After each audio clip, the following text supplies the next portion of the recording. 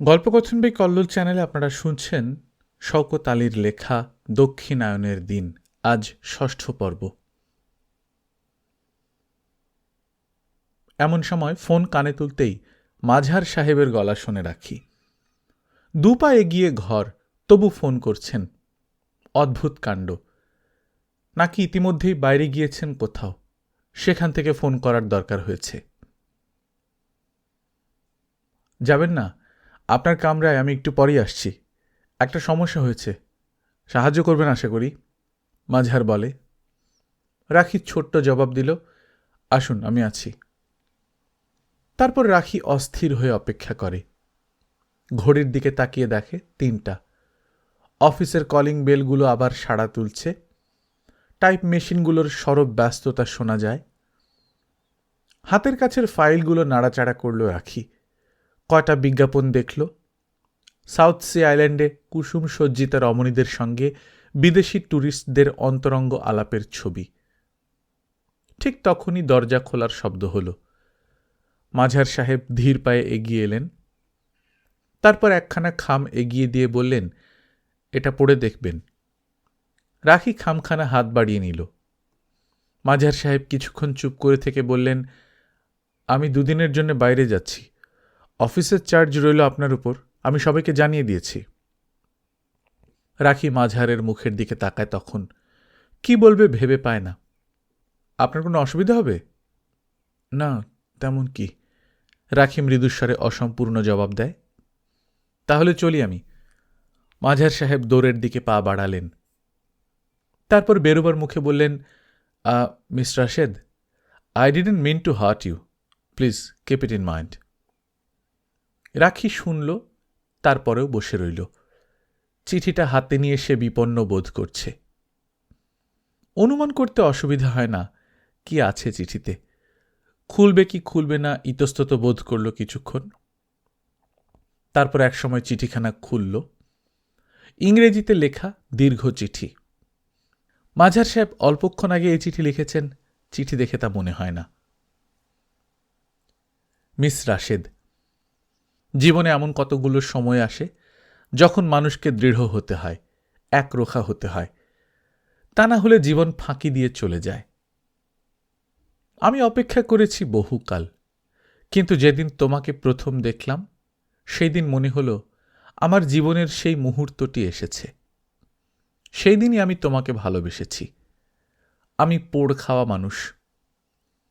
ছেলেবেলায় আমার বিয়ে হয়েছিল এক অভিজাত বংশের মেয়ের সঙ্গে, সেই ৫০-এর এলাহাবাদে। কিছুদিন পর দেশত্যাগ করে আলিগড় থেকে সোজা ঢাকায় চলে আসি, আর আমার বালিকাবধূ মানুষ হবার জন্যে করাচি চলে যায়। বছর কয়েক পর আমার তরুণী বধূ তার এক অধ্যাপককে ভালোবেসে ফেলে। আমি খুশি হয়েছি মেয়েটির সাহস দেখে এবং অভিনন্দন সহ তালাকনামা পাঠিয়ে দিয়েছি। আমার অনেক টাকা আছে। কত টাকা তুমি কেন, অনেকেই ধারণা করতে পারবে না। ওভারসিজে আমার শখের চাকরি। আমি উঁচু সোসাইটি যাকে বলে, সেখানে মেলামেশা করি। এই জন্য বহু মেয়ে আমার সঙ্গে অন্তরঙ্গ হতে চেষ্টা করেছে, কিন্তু লাভ হয়নি কারো। কেননা মেয়েদের আমি শ্রদ্ধার চোখে দেখতে চাই। আমার বিশ্বাস মেয়েরা শুধু বিলাসিতা আর ভোগের জিনিস নয়, মেয়েরাও কিছু ভাবতে পারে, কিছু করতে পারে। কিন্তু কোনো মেয়ের মধ্যেই আমি ওই ধরনের ব্যক্তিত্ব দেখতে পাইনি। তাদের সান্নিধ্য বিরক্তিকর মনে হয়েছে সব সময়। সেদিন আমার অবাক লেগেছিল তোমাকে দেখে। এমন মেয়েও তাহলে এদেশে আছে? তারপর তোমার সঙ্গে আলাপ হওয়ার পর আমার সর্বনাশ হয়ে গেল। আমার এতদিনের অহংকার ধুলায় লুটল। দেখলাম এমনও মেয়ে আছে যে আমার আকর্ষণ সম্পূর্ণ উপেক্ষা করে থাকতে পারে। একদিন দুদিন নয়, গত ৫-৬টা মাস আশায় আশায় ছিলাম তুমি সাড়া দেবে, কিন্তু তুমি ভারী নিষ্ঠুর, কিছুই বললে না। খোঁজ নিলাম, হাসান জানালো কোনো ছেলের সঙ্গে কখনো তোমার ঘনিষ্ঠ জানাশোনা হয়নি, এখনো তেমন কেউ নেই, আর সেজন্যই আজ আমি তোমার কাছে স্পষ্ট হতে চেষ্টা করছি। জানি না তুমি কি মনে করছো। জানো আমার এক এক সময় কি ইচ্ছে করে? তোমার ওই সুগঠিত নরম পুষ্ট শরীরটা দুহাতে বুকের কাছে টেনে নিই, আর বিপুল তৃষ্ণায় হা হা করতে করতে বুকের মধ্যে তোমাকে একবার পিষে ফেলি। কিছু মনে করো না, আমি নিজের মনের সত্যিকারের চেহারা তোমার কাছে তুলে ধরতে চাই বলেই এমন কথা লিখছি। কি নামে তোমাকে ডাকবো জানি না। তোমার মাতৃভাষা যদি জানতাম, জানলে ট্যাগর থেকে নিশ্চয়ই কোট করতে পারতাম। উর্দু ফার্সি কাব্য থেকে অজস্র কোট করতে পারি, কিন্তু সে তো কঠিন পাষাণে মাথা কুটে মরা শুধু। শোনো, আমি বড় জেদি, ভীষণ অহংকারী। জীবনপণ করে আমি তোমাকে চাইব। সব কিছুর বিনিময়ে আমি তোমাকে পেতে চাই। আজ হোক কাল হোক তোমার কাছে আমি যাবই। ছায়ার মতো তোমার পেছনে আমি ঘুরে ফিরব। তোমার বিবেকে আমি কাঁটার মতো অহরহ ফুটব। তোমাকে কোনোভাবেই নিষ্কৃতি দেব না। রোকেয়া, আমার কেউ নেই। আমার যা কিছু আছে সব আমি তোমার জন্যে বিলিয়ে দিতে পারি। তুমি এসো রোকেয়া, আমার অন্ধকার ঘরে আলোর মতো এসো। আমি এক্ষুনি তোমার মতামত চাইছি না। তুমি সব কিছু ভেবে দেখো।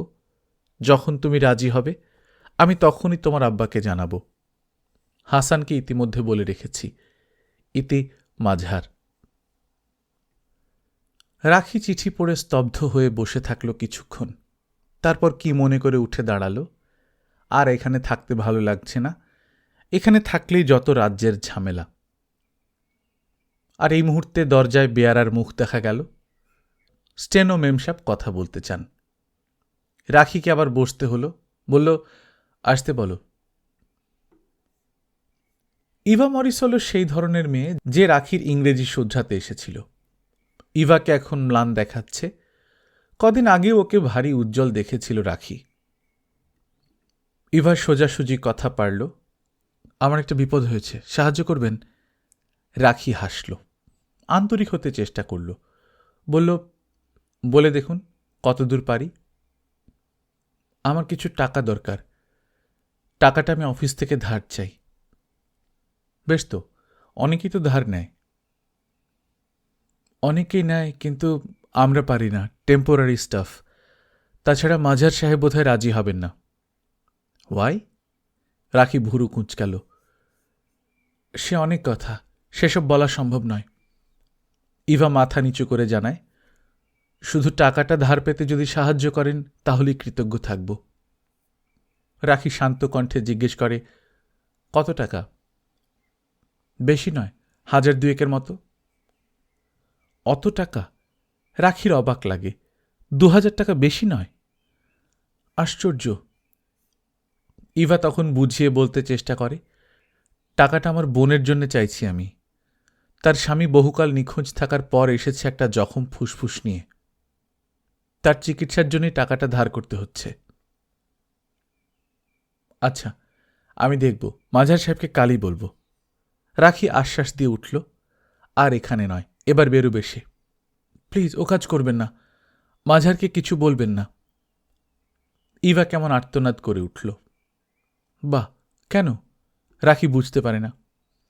মাঝার সাহেব ঢাকা অফিসের বড় কর্তা, তাকে না জানিয়ে এই ব্যাপারে কিছু করা কোনো মতেই সম্ভব নয়। ইভা মাথা নিচু করে বলল, আগে হলে আমি ওর কাছেই সোজাসুজি যেতাম। ওই আমাকে এই ফার্মে নিয়ে আসে। And now he is trying to avoid me. Even he doesn't respond to my courtesies. ঠিক আছে, আমি যথাসাধ্য চেষ্টা করব। রাখি উঠল। এখানে বেশিক্ষণ থাকলে তার মাথা সত্যি সত্যি খারাপ হয়ে যাবে। অফিস থেকে বের হলো একটা বৃষ্টির তিক্ততা নিয়ে। অফিসের ব্যাপার নিয়ে আর সে ভাববে না। মাঝার সাহেবের চিঠিটা দেখল। কখন ব্যাগে রেখে দিয়েছে নিজেই জানে না। চিঠিটা হাতে নিয়ে দুমড়ালো কিছুক্ষণ, তারপর ফেলে দিতে গিয়ে থামল। কি মনে করে ব্যাগের মধ্যেই আবার রেখে দিল। মাঝার সাহেবের উপর খামোখা রাগ করবার কোনো মানে হয় না। একজন পুরুষ মানুষ যদি একটি মেয়েকে ভালোবেসে বিয়ে করতে চায়, তাহলে সেটা তো অস্বাভাবিক কিছু নয়। হাসান ভাইয়ের কথা মনে পড়ল। লোকটা জানে সব কিছু। তার সম্বন্ধে এত কথাবার্তা হয়েছে, কিন্তু কিছুই বলেনি। হাসান ভাইয়ের উপরই বরং কিছুটা রাগ হয় তার। কিন্তু পরক্ষণই আবার মনে হয়, হাসান ভাই যদি শালির বিয়ের জন্য মাঝার খানের মতো রোজগেরে পাত্র পছন্দ করে থাকে তাহলে তারই বা দোষটা কোথায়? রাখি রিকশায় বসে বসে নিজেকে বোঝানোর জন্যে মনে মনে নানান যুক্তি দিয়ে গোঁজামিল দিতে চাইল। না, সে ভাববে না। যা ঘটেছে এটাই তো স্বাভাবিক, সব কিছু স্বাভাবিক। সে মিছিমিছি ভাবছে। ইউনিভার্সিটির গেটে দেখা হতেই জামান রাখির রিকশাতে উঠে পড়ল। জামানকে ভারী উজ্জ্বল দেখতে লাগছে আজ। আমি কিন্তু তোমার ওখানে যাবার জন্য বেরিয়েছিলাম। এত দেরি করলে কেন? কেন ডেকেছ? দেরি হওয়ার কারণ ব্যাখ্যা না করে রাখি পাল্টা শুধায়। চলো, কথা আছে। কোথায়? বাসায় যে আপাতত। তখন বিকেল, রাস্তায় ভিড় বাড়ছে। হাসপাতালের সামনে দর্শনার্থীর ভিড়। জামান রাখির পিঠের দিকে একটা হাতে ঘিরে রেখেছে। রাখির অস্বস্তি বোধ হচ্ছিল, কিন্তু কিছু বলতে পারে না। নিজের মনকে বোঝাতে চায় এই তো স্বাভাবিক। জামান যে তাকে ঘনিষ্ঠভাবে আকর্ষণ করবে গতদিনের ঘটনার পর এই তো স্বাভাবিক। এরকমই তো সবার বেলাতে হয়। জামানের অস্ফুট স্বর গুনগুন করে কানের কাছে। জানো, কাল সারা রাত ঘুমোতে পারেনি। রাতে জ্যোৎস্না ছিল আকাশ ভরানো। শুধু তোমার কথা ভেবেছি। তুমি এত সুন্দর কেন? তোমাকে আমার এত ভালো লাগে কেন? অথচ দেখো, তোমার আমার কোনো দিক থেকেই মিল নেই। আমরা দুজন দুই কাননের পাখি, এক রজনী দুইটি শাখার সাক্ষী। তোমার আমার মিল নাই, মিল নাই, তাই বাঁধিলাম রাখি। জামান গুনগুন করে চলেছে অনবরত। রাখি কিছু বলছে না। কি বলবে সে? একটা দিশেহারা আবেগ তখন তার বুকের ভেতর মাথা কুটতে আরম্ভ করেছে। এ কোথায় যাচ্ছি আমি? কোন সর্বনাশ আমাকে টানছে? জামানের মুখের দিকে চাইল এক সময়। কাছ থেকে জামানকে দেখতে অন্যরকম লাগে। জামানের কোটের বাটন হলে গোলাপ কলি, অস্পষ্ট হাসি পায় রাখির। তারপর গম্ভীর হয়ে জিজ্ঞেস করে, তোমাদের সেই কৈফিয়ত তলবের ব্যাপারটা শেষ পর্যন্ত কি হল? জানি না, জামান সিনেমার নায়কের মতো বলে। আমি এই মুহূর্তে ওইসব বাজে ব্যাপার নিয়ে মাথা ঘামাতে রাজি নই। বাহ, চাকরি গেলে তুমি খাবে কি? কেন, তোমার তো চাকরি থাকবে, তুমি খাবে না? আর তুমি কি করবে? কেন, আমি তব মালঞ্চের হবমালাকর। রাখিকে হাসতে হলো। বলল, আচ্ছা পাগল তুমি, লাইফ সম্বন্ধে সিরিয়াস হবে তো এখন? না, কোনো দরকার নেই। আমার লাইফই নেই, তার আবার সিরিয়াস? ভারী মজা তো। কেন, লাইফটা কোথায় গেল?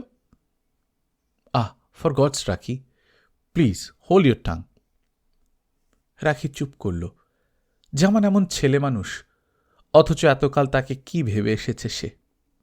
মানুষের যে কত চেহারা, সত্যি মানুষকে চেনা বড় কঠিন। জামানের বাসার দোরগোড়ায় রিকশা থেকে নেমে রাখি জানিয়ে দিল, আমি কিন্তু এক্ষুনি ফিরব। জামান দরজা খুলে ডাকে, ভেতরে এসো। রাখি ঘরের ভেতর গিয়ে দাঁড়ায়। জামান মুখোমুখি দাঁড়িয়েছে, তাকে দেখছে। চোখ দুটি অধীর, জলজল হয়ে উঠেছে। দেখতে দেখতে আরও কাছে এগিয়ে এসে রাখির ঘাড়ে দুহাত রাখল। তারপর রাখিকে বুকের কাছে টেনে নিল। ভাঙা ভাঙা থরথর গলায় ডাকল, রাখি, মাই লাভ। অনেকক্ষণ। রাখির মনে হলো যেন কত যুগ। একটা বিচিত্র রকমের অনুভূতি তার শরীরের ভেতর তখন ঝংকার দিয়ে উঠতে চাইছে। ঘরটা কেমন অন্ধকার। হৃৎপিণ্ডের শব্দ তখন মাতাল ঘণ্টার মতো বেজে চলেছে। আর সে শব্দ ছাপিয়ে জামানের গলার স্বর রাখির কানের কাছে থেকে থেকে আছড়ে পড়ছে। I can die now, right now. I can die 1,000 days. Oh, heaven. রাখি জানে না কতক্ষণ। হঠাৎ এক সময় অনুভব করল জামানের একটা হাত তার বুকের কাছে কিলবিল করছে। ওই মুহূর্তেই একজোড়া উত্তপ্ত ঠোঁট আগুনের টুকরোর মতো তার ঠোঁটের ওপর চেপে বসল। আর সঙ্গে সঙ্গে কে জানে কেন রাখি তখন জেগে উঠল।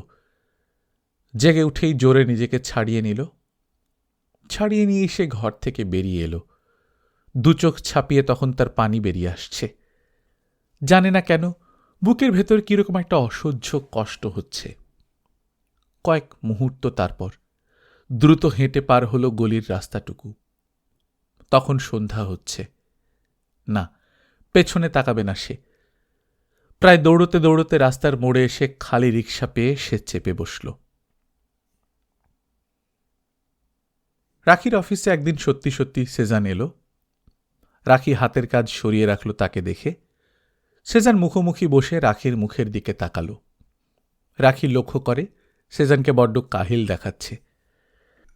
জামাকাপড় অবশ্যই ফর্সা, কিন্তু সেই সাদা জিন্সের ট্রাউজার্স, গেরুয়া খদ্দরের বুশ শার্ট, কনুয়ের হাড়, কণ্ঠার হাড় বড় বেশি স্পষ্ট। চোখের কোণে গাঢ় কালি লাগিয়ে দিয়েছে কেউ। অনেকক্ষণ চুপ করে থাকল রাখি। সেজান ইতিমধ্যে হেসেছে একটুখানি। মৃদুস্বরে জিজ্ঞেস করছে, ভালো ছিলে? রাখি কিছুই বলেনি। হঠাৎ জানে না কেন রাখির রাগ হচ্ছিল। সরিয়ে রাখা ফাইলটা আবার সামনে টেনে নিল সে। তারপর একটা চিঠির উপর নজর রেখে বলল, আজ এভাবে হঠাৎ? এমনি এসে গেলাম, তোমার সময় হবে? রাখি ঘড়ির দিকে তাকায়, তারপরে বলে, হাতে সময় কম কেন, কিছু দরকার ছিল? সেজান কিছুটা হতাশ হয় বোধ হয়। তারপর বলে, না তেমন কিছু নয়। শোনো, আমাকে কিছু টাকা ধার দিতে পারো? রাখির কি হলো কে জানে, সে মাথা নাড়াল। না। তার তখন বিশ্রী লাগছিল। সেজানের এরকম টাকা চাওয়ার ব্যাপারটাকে জঘন্য মনে হল। স্পষ্ট গলায় বলে উঠল, না, আমার কাছে এখন টাকা নেই। সামান্য টাকা, গোটা 50। সেজান যেন প্রতিজ্ঞা করে আছে অপমানিত বোধ করবে না। তার গলায় মিনতি শোনা গেল। বলল, দেখো না পারো কিনা। রাখি মাথা তোলে না। সেজান তখনও বলেই চলেছে, টাকাটা খুবই দরকার হয়ে পড়েছে, পেলে বড় উপকার হতো। একটু পরেই যেন কিছু আন্দাজ করে সেজান। বলে, যাক টাকার কথা, তোমাদের বাড়ির সবাই ভালো? হ্যাঁ ভালো। আপনি কি এখন খবরের কাগজেই? না। সেজানের মুখে কেমন করে যে হাসি ফোটে, রাখির অবাক লেগে যায়। সে লক্ষ্য করে সেজান অত্যন্ত সহজ আর সাবলীলভাবে কথা বলে যাচ্ছে। বলল, না, কাগজের অফিস থেকে তাড়িয়ে দিয়েছে, এখন এখানে ওখানে ফ্রিল্যান্সিং করে কোনোভাবে। রাখি চুপ করে থাকে, কথা বার হয় না তার মুখ দিয়ে। সেজান একসময় বলে ওঠে, বাসা কিন্তু বদলায়নি, ওই গোপীদত্ত লেনেই আছি। তারপর আবার যেন আপন মনে বলে, টাকাটা পেলে খুব ভালো হতো। আমাদের একটি ছেলের অসুখ, রক্ত দিতে হবে। এদিকে ডাক্তার আমার রক্ত নিতে চায় না। কি যে ফ্যাসাদ হয় এক সময়। টাকাটা এখন কোথায় পাই? সেজান চলে যায়, আর রাখি বিমূঢ় হয়ে বসে থাকে। সে না সেজানকে অপমানিত করার জন্য ক্ষেপে উঠেছিল, কিন্তু হলো কি, কার অপমান হলো? এক সময় তার লজ্জা বোধ হতে লাগল। ছি ছি ছি ছি, এ কি করল সে? কোনো মানে হয়? নিশ্চয়ই ওর টাকাটা ভীষণ দরকার ছিল। ওই 50টা টাকা কি আর সে দিতে পারত না? ছি ছি, এ কি করে ফেলল সে? মৃত্যুশয্যাশায়ী একটি ছেলের জন্য টাকা চাইতে এসেছিল। ওর নিজের রক্ত দিয়ে যদি কাজ হতো তাহলে সে টাকাটা চাইতে আসত না। ছি ছি। রাখি অস্থির হয়ে উঠল, নিজেরই ওপর রাগল। অমন করে চটে ওঠার কোনো অর্থ খুঁজে পায় না সে। মিছিমিছি কেন ওই রকম রেগে গেল? 50 কেন, তার চাইতে অনেক বেশি টাকাও তো তার ব্যাগেই আছে। কেন সে ওইভাবে মিথ্যে কথাটা বলল? এমন কি অন্যায় করেছে সেজান? রাখি তারপর সারাক্ষণ ছটফট করতে লাগল। জামান ফোনে ডেকেছিল, কথাও দিয়েছিল সে যাবে। সেদিন সন্ধ্যায় সেই যে পালিয়ে এসেছে, তারপর সে আর জামানের বাসায় যায়নি। খান্দুই চিঠি পেয়েছে ইতিমধ্যে জামানের। আজ ঠিক করে এসেছিল সে যাবে, কিন্তু সেজান এসে সব এলোমেলো করে দিয়ে গেল। রাখি বিকেল হতে না হতেই হাসপাতালে খুঁজতে গেল সেজানকে। মরণাপন্ন রোগীকে নিশ্চয়ই সেজান দেখতে আসবে। সবগুলো ওয়ার্ড খুঁজল, কিন্তু কোথাও দেখা গেল না যে কোনো রোগীর শিয়রের কাছে সেজান দাঁড়িয়ে আছে। অনেকক্ষণ, সন্ধ্যা পর্যন্ত রাখি হাসপাতাল চষে বেড়াল। সুমিতার সঙ্গে দেখা হয়েছে ইতিমধ্যে, দুজনে নার্সদের কাছে খোঁজ পর্যন্ত নিল। শেষে সুমিতা জানালো, আমার মনে হয় মিটফোর্ডে আছে তোর রোগী। সুমিতাকে বিদায় দিয়ে গেটের কাছে অনেকক্ষণ দাঁড়ালো সে। কোনো মানে হয় না, সেজানকে পাওয়ার কোনো সম্ভাবনা নেই জেনেও সে দাঁড়িয়ে থাকল। রাস্তায় সন্ধ্যার বাতিগুলো জ্বলে উঠেছে ততক্ষণে। সামনে রাত্রির অন্ধকার ধেয়ে আসছে। সেজানকে খুঁজতে যাবে কিনা এই চিন্তা তার। গেলে কোথায় যাবে? মিটফোর্ডে নাকি সেই গোপীদত্ত লেনে? শেষে রাখি একাকী হাঁটতে আরম্ভ করে দিল। হাঁটতে হাঁটতে নিজের দিকে মন ফেরালো রাখি। কোন দিকে যাবে সে? ঘড়িতে এখন 6:30। গেলে জামানকে এখন ইউনিভার্সিটিতে পাওয়া যাবে। যাবে সেখানে, না যাবে সেজানকে খুঁজতে? গোপীদত্ত লেন নাকি ইউনিভার্সিটি? কোন দিকে তুই যাবি এখন রাখি? হঠাৎ সামনে ব্রেক কষে দাঁড়ালো একখানা গাড়ি। দেখা গেল জানলা দিয়ে মুখ বাড়িয়েছে মাঝার। কি খবর? এখানে হেঁটে কোথায় যাচ্ছেন? রিকশা না পেয়ে হাঁটছি। কোথায় যাবেন? লিফট দিতে পারি নিশ্চয়ই, যদি আপত্তি না থাকে। না, আপত্তি কি? আপনার অসুবিধা হবে মিছিমিছি। না না, কিছু অসুবিধে নয়, ইটস এ প্লেজার। আসুন। মাঝার দরজা খুলে ধরল। রাখি পাশে বসে বলল, আমি লক্ষ্মীবাজারের দিকে যাচ্ছিলাম। লক্ষ্মীবাজার মানে? মাঝার কিছুটা বিমূঢ়। বাসায় যাবেন না? না। লক্ষ্মীবাজারটা ঠিক কোন দিকে? ভিক্টোরিয়া পার্কের পেছনে, পুরনো ঢাকায়। ভুরু কুচকে মাঝার একটু হাসল। ওকে, তাই যাচ্ছি। রাস্তায় ভিড়। ধীরে ধীরে গাড়ি চলল। লক্ষ্মীবাজারের মোড়ে পৌঁছে গাড়ি থামল। এবার কোন দিকে? এখানেই। রাখি নামল। ধন্যবাদ, কষ্ট হলো আপনার। কোন দিকে যাবেন এখন? মাঝার তবু প্রশ্ন করে। এইদিকেই কোথাও, গোপীদত্ত লেন। চিনে নিতে পারবো, কাছাকাছি কোথাও হবে। আমি না হয় আসি। জায়গাটা বিশ্রী মনে হচ্ছে। কার কাছে যাবেন? কত নম্বর? মাঝার আন্তরিক হতে চাইল। না না, কোনো দরকার নেই, আমি পারব। আহা, বলুন না কার কাছে যাচ্ছেন। মাঝারের অবিচল আগ্রহ। কার কাছে? রাখি চমকালো। কার কাছে যাচ্ছে সে? শেষে জানালো, আমাদের পরিচিত মানুষ, আমার ভাইয়ের বন্ধু ছিলেন ভদ্রলোক, আপনি চিনবেন না। কথাটা বলেই রাখি বাঁ দিকের গলিতে ঢুকে পড়ল। এটাই গোপীদত্ত লেন। কয়েক পা এগিয়ে 42 নম্বর পাওয়া গেল। সেজান ঘরেই ছিল। একটাই ঘর, বেশ বড়। বাতি জ্বলছে। কয়েকটি তরুণ ছেলে বসে রয়েছে মেঝেতে। তক্তপোষের উপর সেজান শুয়ে। রাখির গলা শুনে উঠে বসল। একটি ছেলে একটা কাঠের ফোল্ডিং চেয়ার পেতে রাখিকে বসতে বলল। সেজান জানালো, শরীরটা ভালো লাগছে না বলে শুয়ে আছে, কিছু মনে করো না। রাখি লক্ষ্য করল তরুণ কটি উদ্গ্রীব হয়ে কিছু শুনছিল। বোধহয় কোনো জরুরি আলাপের মাঝখানে সে এসে পড়েছে। ছেলে কটির মুখে অস্বস্তি আর বিব্রত ভাব। সেজান বলল, রাখি, মিনিট 5 বসো, আমরা কটা কথা সেরে নি। ঠিক আছে। রাখি মাথা নেড়ে সায় দেয়। তারপর বসে বসে শোনে ওদের আলাপ। সব কথা সে বোঝে না। রাজনীতির কতগুলো পুরনো স্লোগান শুনল। সম্ভবত কোনো সাংগঠনিক সমস্যা নিয়ে কথা হচ্ছে। একটি ছেলে হঠাৎ উত্তেজিত হয়ে উঠল। রাখি লক্ষ্য করল সেজান ছেলেটির দিকে তাকিয়ে অল্প অল্প হাসছে। ছেলেটি সম্ভবত সেজানকেই আক্রমণ করে থাকবে, না হলে তার কথাই সেজানের প্রতিক্রিয়া কেন হবে? ওই সময়ের মধ্যেই লক্ষ্য করল কখনো সেজানের দুচোখ জলজল করে উঠছে, কখন আবার ধারালো একটা ভাব মুখের দৃপ্ত ভঙ্গিতে ঝলকাচ্ছে। একবার মনে হচ্ছে এই বুঝি সে প্রতিবাদ করে উঠবে, কিন্তু সেজান ওইভাবে প্রতিবাদ করল না, বরং স্পষ্ট ভাষায় নিজের কথা বলে গেল। রাখিকে কান পাততে হলো সেজানের কথা শোনার জন্য। সেজান বলছিল, ভুল তোমাদের ধারণা, থিওরিটিক্যাল কথাবার্তা যারা তোমাদের শোনাচ্ছে তাদের ফিল্ডে আগে কাজ করতে বলো। বই পড়ার তত্ত্ব দিয়ে রাজনীতি হলে অধ্যাপকরা বড় রাজনীতিবিদ হতেন। তোমাদের কাছে এখন ব্রডব্রেড ইউনিটির কথা বলা হচ্ছে বুর্জুয়া পার্টিগুলোর সঙ্গে সহযোগিতা করে কাজ করার জন্যে, তাতেই নাকি বিপ্লব হবে। এসব কথা ভাঁওতাবাজি ছাড়া কিছু নয়।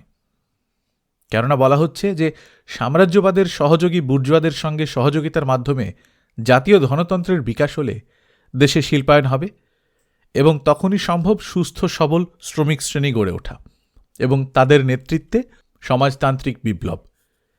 ইতিহাস দলিল ঘেঁটে দেখো, এরকম হয় না, আগে হয়নি, এখনও হচ্ছে না। সাম্রাজ্যবাদ কখনোই শ্রমিক শ্রেণীর বিকাশ বা শ্রমিক শ্রেণীর সংহত হওয়ার সুযোগ দেয় না। এই জন্য ফিউডালিজম জিইয়ে রাখে, কলোনিয়ালিজম কায়েম করে। এর জন্য প্রয়োজন হলে 2-4টা ভিয়েতনামও তৈরি করে ফেলে। সেই জন্যই বিপ্লবের বিকাশ বুর্জুয়াদের শান্তির মধ্য দিয়ে হয় না। বিপ্লবের বিকাশ বিপ্লবীদের কাজকর্মের মধ্য দিয়েই ঘটে। এই ব্যাপারে আমার শেষ কথা, এদেশের সত্যিকার অর্থে প্রলেতারিয়েত যদি কেউ থাকে সে হলো দেশের কিষাণ। ওদের সংগঠিত করা যদি না যায়, ওরা যদি নেতৃত্বে এগিয়ে না আসে, তাহলে কোনো বিপ্লবী আন্দোলনই সফল হবে না। সুতরাং পার্টির নীতি সম্পর্কে আমরা নিশ্চয়ই প্রশ্ন করব। রাখির হাসি পাচ্ছিল, কেমন ছেলে মানুষই হচ্ছিল আগাগোড়া ব্যাপারটা, ছেলে মানুষই আর অর্থহীন।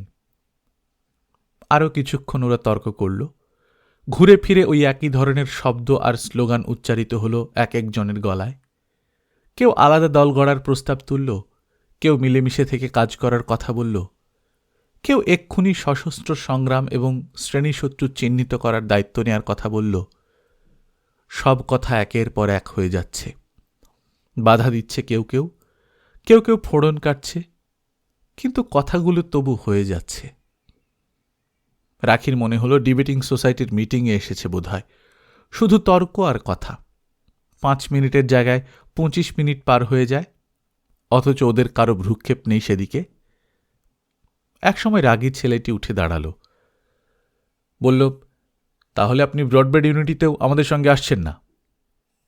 সেজান মাথা নাড়ায়, না, যে ইউনিটি সুবিধাবাদে শেষ, সরকার গঠন যে ইউনিটির লক্ষ্য, যে ইউনিটিতে। ছেলেটি তাকে কথা শেষ করতে দিল না। তার আগেই রুখে উঠে বলল, তাহলে জেনে রাখুন, আপনার কথা আমরাও কেউ শুনতে যাচ্ছি না। আপনার আন্দোলন হচ্ছে না এবং সেই আন্দোলনের ভিত্তিতে কোনো সংগঠন গড়তেও আমরা আপনাকে দেব না।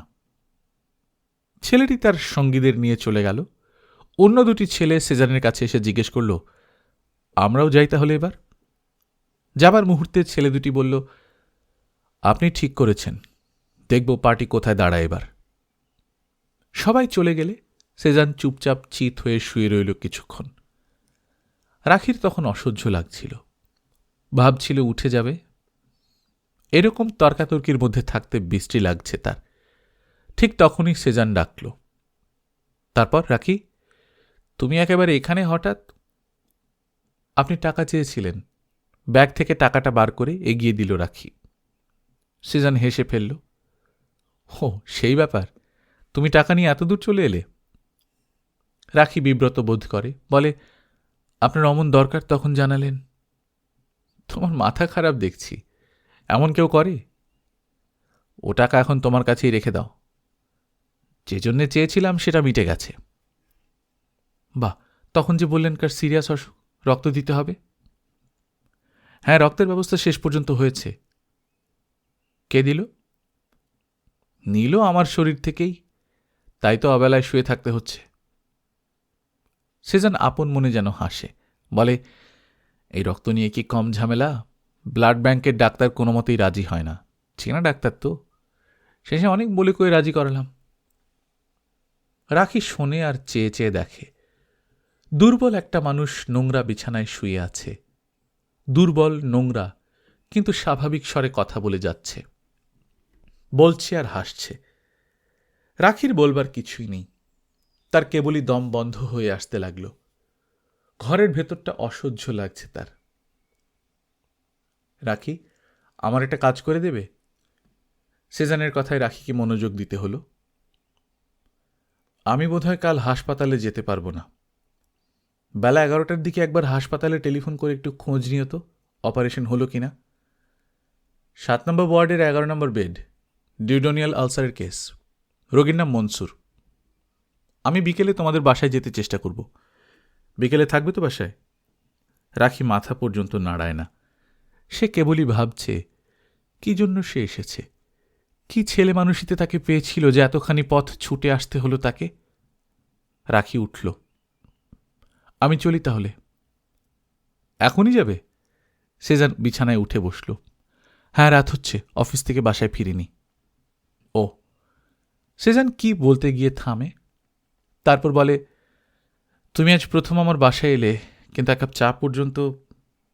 রাখির গা জ্বলে যেতে লাগল সেজানের কথা শুনে। সে সাধারণ ভদ্রতাটুকু পর্যন্ত রাখতে পারল না। বলল, ধন্যবাদ, এখন আর চা খাবো না, মিছিমিছি কষ্ট হবে আপনার। আবার কবে আসছো? সেজান রাখির মুখের দিকে তাকায়। শিগগির বোধহয় পারব না। রাখি সহজ হয়ে উঠতে চাইল। জানালো, আমার বিয়ের কথা শুনেছেন বোধহয়। বিয়ে? সেজান আকাশ থেকে পড়ে। কই, শুনিনি তো। হ্যাঁ, শিগগিরই হচ্ছে। ইউনিভার্সিটিতে হিস্ট্রি পড়ান, জামান সাহেব চেনেন? সেজান কিছু বলল না। বিমূঢ় ক্লান্ত চোখে শুধু তাকিয়ে থাকল। আর রাখি যত দ্রুত পায়ে পারে সেজানের ঘর থেকে বেরিয়ে এলো। ছুটতে ছুটতে অন্ধকারে দেয়ালে ধাক্কা খেয়ে পায়ে হোঁচট লাগিয়ে রাখি গলি থেকে বার হল। কেবলই কেউ যেন তাকে ধিক্কার দিচ্ছে মনের ভেতর। রাখি, কেন এসেছিলি তুই? কে আসতে বলেছিল এখানে তোকে?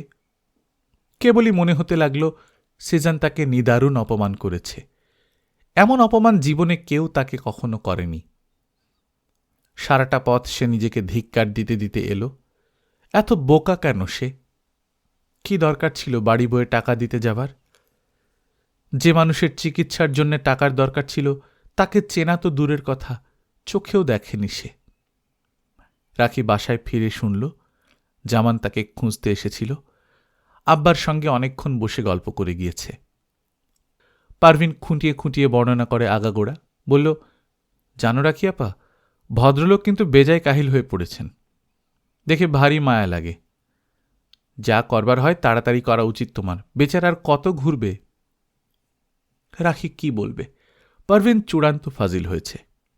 তাকে কিছুই বলতে দিচ্ছে না, নিজেই বলে চলেছে। বলল, ফুফাজানের সঙ্গে কথা বলবেন কি? সর্বক্ষণ শুধু অস্থির হয়ে জিজ্ঞেস করছেন রাখি কখন ফিরবে। কেন রাখি আমাকে ফোন করেছিল? ফোনে বলেছিল দেখা করবে, কিন্তু দেখা করল না কেন? কোথায় গেল? বিপদ আপদ হয়নি তো? রাখি ওকে থামাবার জন্য কিছু বলতে যাচ্ছিল, পারভিন শুনল না। বলল, আরে কি কাণ্ড, শোনোই না, প্রশ্নের পর প্রশ্ন করছেন। ফুফাজানের সামনেই কত রকমের কথা। বুবুর সঙ্গে কথা বলবার সময় অন্তত 100 বার তোমার নাম উচ্চারণ করলেন। কোন জাদুতে যে গুণ করেছ ভদ্রলোককে রাখি আপা, আমি এখন তাই ভাবছি। একটু পর পারভিন বাজে কথা ছেড়ে শান্ত স্বরে বলল, দেখো রাখি আপা, তুমি সুখী হবে। ভদ্রলোককে খুব ভালো লাগলো আমার। রাখি তখনও কোনো কথা বলে না। ভারী বিরক্ত লাগছে তখন ওর, নিজের ওপর, পারভিনের ওপর, জামানের ওপর। কেন এসেছিল বাসায়? এমন কি দরকার পড়েছিল যে একেবারে বাসায় চলে আসতে হবে? সে না হয় জানিয়েছিল যে যাবে, যেতে পারেনি বলে একেবারে বাসায় পর্যন্ত চলে আসবে। কি আশা করেছিল জামান তার কাছে? রাখিকে বুবুর মুখোমুখি পড়তে হলো। বুবু কাছে এসে শুধালো, কিরে, তোর শরীর খারাপ? রাখি পাশ কাটাতে চাইল। আজ খুব খাটুনি গেছে বুবু, তাই। বুবু তবু গেল না। রাখির মুখোমুখি চেয়ার টেনে বসল। রাখি লক্ষ্য করল চাপা একটা কৌতুক, একটা গোপন খুশিতে বুবু ভেতরে ভেতরে অস্থির হয়ে রয়েছে। রাখি লক্ষ্য করল, কিন্তু তার কোনো কৌতূহল হল না। সে চোখ বুঝল। রাখি? বেশ কিছুক্ষণ পর বুবু ডাকে, বলো। রাখি বালিশে মুখ ডুবিয়ে সাড়া দেয়। জামান এসেছিল তোকে খুঁজতে। হ্যাঁ, শুনলাম পারভিনের কাছে। আব্বা তোর জন্য আজকাল খুব ভাবছেন। রাখি সজাগ হল, মাথা তুলল না, অপেক্ষা করল বুবু আরও কি বলে সেজন্যে। দেখ, আব্বা সামনের মাসে রিটায়ার করছেন, জানিস তো। আব্বা আমাদের জন্য কীরকম ভাবেন। তুই চাকরি করছিস, কিন্তু চাকরি তো আমাদের দেশে মেয়েদের জন্য নিশ্চিত কোনো ব্যবস্থা নয়। আব্বা তোকে সেটেল দেখতে চান। রাখি ইতিমধ্যে চিত হয়ে শুয়েছে, বুবুর মুখের দিকে চেয়ে দেখছে। বুবু এখন গম্ভীর, একেবারে অন্যরকম দেখাচ্ছে, কেমন বেদনা কাতর আর করুণ। কিছুক্ষণ আগের চাপা কৌতুক আর খুশির লেশমাত্র নেই বুবুর চোখে। তোর জন্যে আমারও এক এক সময় ভাবনা হয়, তোর কি হবে। যে ধরনের চাকরি তুই করছিস, ও চাকরি তুই বেশি দিন করতে পারবি বলে মনে হয় না। আর চাকরিতেই তো সব নয়। আমাদের আপন বলতে কেউ নেই, ভবিষ্যতের কথা কেউ কিছু বলতে পারে না। সব দিক ভেবে আমার মনে হয়েছে তোর বিয়ে হওয়া দরকার। আব্বাও তাহলে কিছুটা নিশ্চিন্ত হতে পারতেন। রাখি শুনল, শুনতে শুনতে এলোমেলো কতগুলো প্রশ্ন থেকে থেকে তার মনের ভেতর জেগে উঠল। বিয়ে হলে কি মেয়েদের জীবন সেটেলড হয়? সুখ কাকে বলে বুবু? তুমি কি সুখী হয়েছ? আব্বা সুখী হয়েছেন? হাসান ভাই কি বলে এই সুখের ব্যাপারে? সব প্রশ্ন এলোমেলো আর বিক্ষিপ্ত। রাখি একটাও মুখে উচ্চারণ করে না, শুধু বড় বোনের কাছে শুনে যায়। বুবুর কথা তখনও ফুরোয়নি। সে আবার জামানের প্রসঙ্গে ফিরে আসে, বলে, জামান আব্বার সঙ্গে অনেকক্ষণ আলাপ করে গেল। বাইরে কিছু বলেননি, তবে আমার মনে হয় ওকে আব্বার পছন্দ হয়েছে। এখন তোর মতটা জানা দরকার। আমার ধারণা জামানকে তুই অনেকদিন ধরে চিনিস। এখন তোর যদি আপত্তি না থাকে তাহলে জামানের সঙ্গে কথাটা আলাপ করব বলে ভাবছি। এ ব্যাপারে তোর কি মত? রাখি বুবুর দিকে চেয়েছিল, ওইভাবেই থাকল কিছুক্ষণ। মনে মনে ভাবল তার কি কিছু বলার আছে। কেবলই মনে হচ্ছে এই তো স্বাভাবিক, আর সবার জীবনে এই তো হয়। সব মেয়েই তো এমনই স্বাভাবিক পরিণতিতেই পৌঁছায়। চিন্তাভাবনা করে দেখ। বুবুর কথা কতক্ষণে যে শেষ হবে, রাখির আর ভালো লাগছে না। বুবু বলেই চলেছে, বলেই চলেছে, বলেই চলেছে। জামানকে যদি তোর পছন্দ না হয় তাহলে বল কাকে তোর ভালো লাগে, আমরা কথা বলে দেখি। রাখি তখনও চুপ। বুবু তারপর উঠল, যাবার মুখে বলল, এক্ষুনি কিছু বলতে বলছি না, ভেবে চিন্তা করে তারপর বলবি। তোর জীবনের দায়িত্বটা তোর নিজের কাছে। এই ব্যাপারে কিছুটা সিরিয়াস না হলে চলবে কেন? ভেবে চিনতে একসময় জানাস। বুবু চলে গেলে ঘরময় একটা শূন্যতার মধ্যে পড়ল রাখি। বুবুর কথাগুলো একসময় অদ্ভুত বলে মনে হলো তার কাছে। অদ্ভুত এবং অবান্তর, নিদারুণ রকমের অবান্তর, কিন্তু মজার। সেই অবান্তর কথাগুলোই তার মনের ভেতর হানা দিয়ে ফিরতে লাগল। আব্বা বোধহয় কোথাও জামানের সঙ্গে তাকে দেখেছেন, তাই সহজভাবেই বুঝে নিয়েছেন যে রাখির খুব পছন্দ জামানকে। কিন্তু সে নিজে? রাখি নিজেকে শুধালো, সে নিজে কি কখনো ভেবেছে এই সম্বন্ধে? জামান তাকে ভালোবাসে, এক এক সময় তাকে কাছে পাবার জন্য পাগল হয়ে ওঠে, কিন্তু সে নিজে নিজে কি সে ভালোবাসে? আর সেই ভালোবাসা কি সারা জীবনের ভালোবাসা? জামানের সান্নিধ্য ভালো লাগে, তার কাছে যতবার গিয়েছে ততবারই জামান তাকে নতুন করে আকর্ষণ করেছে, নিশ্চয়ই করেছে। নইলে সে এতবার করে কেন গিয়েছে জামানের কাছে? এর নাম নিশ্চয়ই ভালোবাসা। এইরকম ভালোবাসার জন্য কি মেয়েরা ঘর বাঁধতে চায় না? তাহলে সংশয়টা আর কিসে? রাখি মনে মনে খোঁজে, তার কি কোনো সংশয় আছে কোথাও? শক্তিমান কর্মচঞ্চল স্বামী, স্বাস্থ্যবান শিশু আর সম্পন্ন গৃহ, এছাড়া আর কি চায় মেয়েরা? সে নিজে কি আর কিছু চেয়েছিল কখনো? কে জানে, মনে তো পড়ে না। আসলেই সে কিছু কখনো চেয়েছিল কিনা বলতে পারে না। রাখি একাকী ভাবে, ভেবে কুল পায় না। কেমন মনে হয় সুখী হতে পারাটাই আসল।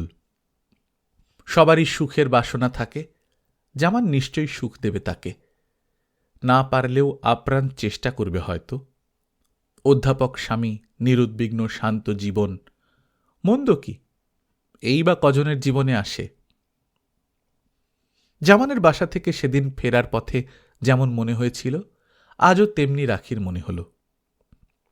শুয়ে শুয়ে আজ কল্পনাও করতে পারল, সংসার, চাল ডাল নুনের হিসেব, ধোপা বাড়িতে কখানা কাপড় গেল, একখানা গাড়ি কিনতে না পারলে আর চলছে না, একজনের মেয়ের বিয়েতে যেতে হবে, সেজন্য কি প্রেজেন্টেশন কেনা হবে, এইসব চিন্তায় জড়ানোর সংসার।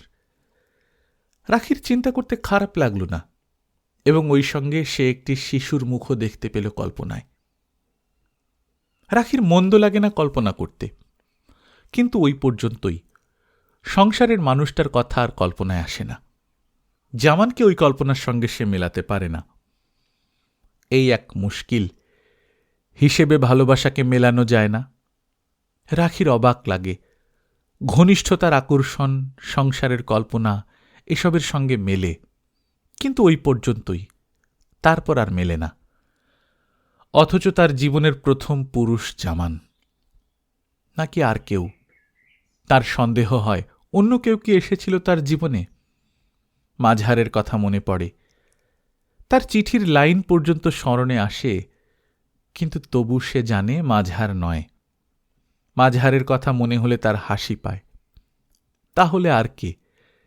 নাকি সেই ছেলেটি যে গেঁয়ো আবেগে তার হাত চেপে ধরেছিল ইউনিভার্সিটিতে, সেই ফার্স্ট না সেকেন্ড ইয়ারে? ছেলেটার মার খাওয়া মুখটা মনে পড়লে এখনো কষ্ট হয়। মায়া হওয়া মানে কি ভালোবাসা? হায় রে, যদি সে নিশ্চিত হতে পারত। মানুষ সম্পর্কে সে নিশ্চিত নয়, কিন্তু ভালোবাসা, ভালোবাসা বলে কি কিছু নেই? কাউকে কি ভালোবাসা যায় না? রাখির মনে এই প্রশ্নের রুদ্ধশ্বাস হয়ে আসে। সে জানে আছে সেই লোক, যার সামনে একটা অপরিচয়ের দেয়াল মাত্র। সেই দেয়ালটা পার হলেই সে তাকে দেখতে পাবে। লোকটা বারে বারেই তার মনের কাছাকাছি এসেছিল। আর একটু হলেই তাকে সে স্পষ্ট করে চিনে নিতে পারত। কখনো বিস্ময়, কখনো ক্ষোভ, কখনো শ্রদ্ধা, আর কখনো অবোধ একটা ভয় নিয়ে যার অস্তিত্ব। সে নিজের অজ্ঞাতে টের পেয়ে যায় যে লোকটা তার মনের পেছনে চিরকাল ধরে দাঁড়িয়ে আছে, অথচ তাকে তার চেনা হল না। হায় রে! নাকি সেজান? রাখি এবার নিজের মুখোমুখি হতে চায়। পষ্টাপষ্টি ফয়সালা হয়ে যাক এবার, সে ভাবে। কিন্তু কি ভাবে? একটা অবোধ রাগ ছাড়া অন্য কোনো প্রতিক্রিয়া হয় না মনে। বুঝতে পারে সেজানকে ভালোবাসা তার পক্ষে সম্ভব নয়। সেজানের কথা মনে আসার একটা কারণও সে আবিষ্কার করে। সেজানকে ছেলেবেলা থেকে দেখে আসছে মণি ভাইয়ের বন্ধু হিসেবে। কিছুটা শ্রদ্ধা, কিছুটা ভয়, আর কিছুটা অপরিচয়ের রহস্য, এইসব মিলিয়েই সেজান সম্পর্কে একটা ধারণা গড়ে উঠেছে তার মনে। যদি সেজান না হয়ে অন্য কেউ হতো মণি ভাইয়ের বন্ধু, তাহলে তার সম্বন্ধেও এই একই রকম ভাবত সে। সেজান বেশি কিছু নয়, বিশিষ্ট কিছু নয়। সেজান সম্পর্কে রাখি প্রায় একটা নিশ্চিত সিদ্ধান্ত নিয়ে নিতে চায়। রাখি অনেক রাত পর্যন্ত জাগে সেদিন। সব ভাবনা এলোমেলো হয়ে যায় ক্রমে ক্রমে। তারপর সে প্রকাণ্ড একটা শূন্যতার মধ্যে গিয়ে পড়ে। কান পাতে একবার, না, কোনো শব্দ নেই। জগৎ ভয়ানক নিঃশব্দ। চোখ মেলে, কোনো আলো নেই। বিশাল অন্ধকার আর নিঃশব্দ শূন্যতার মধ্যে সে বসে রয়েছে। কোনো কল্পনা নেই তার। অন্তবিহীন শূন্যতার মাঝখানে সে ভয়ানক একাকী। গল্পকথন বাই কল্লোল চ্যানেলে আপনারা শুনছিলেন শওকত আলীর লেখা দক্ষিণায়নের দিন। আজ ৬ষ্ঠ পর্ব। আমরা নিয়মিত গল্প পাঠ করে শোনাচ্ছি। আপনারা যারা প্রথমবারের মতো শুনছেন, কাইন্ডলি সাবস্ক্রাইব করে নেবেন। গল্প পাঠ ভালো লাগলে বন্ধুদের সঙ্গে শেয়ার করবেন। নিজে ভালো থাকবেন, আশপাশের লোকজনকে ভালো রাখবেন। টাটা।